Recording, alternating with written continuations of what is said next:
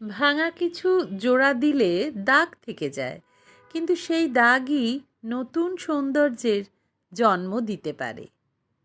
জাপানি সংস্কৃতিতে কিন্তু সুগি নামে একটি শিল্প রয়েছে, যেখানে ভাঙা মাটির পাত্রকে সোনার আঠা দিয়ে জোড়া দেওয়া হয়।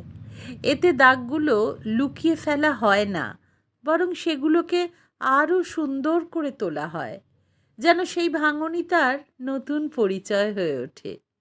সম্পর্কও অনেকটা তেমনই। সম্পর্ক কখনো আসলেই ভেঙে যায় না, যদি জোড়া দেওয়ার সত্যিকারের ইচ্ছা থাকে।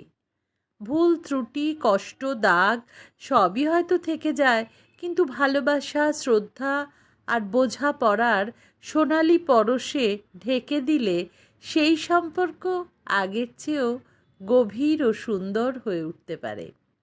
আমাদের শুধু প্রয়োজন ধৈর্য, আন্তরিকতা আর সেই ভাঙনকে সঠিকভাবে জোড়া দেওয়ার ইচ্ছে। ভালোবাসা যদি সত্য হয়, তাহলে কিন্তু সুগির মতোই ভাঙনের দাগগুলো একদিন সম্পর্কের গৌরব হয়ে উঠবে। কলমে মনিরা মণি, কণ্ঠে রুনা। আশা করি লেখাটি আপনাদের সকলে ভালো লাগবে। কেমন লাগলো অবশ্যই জানাবেন।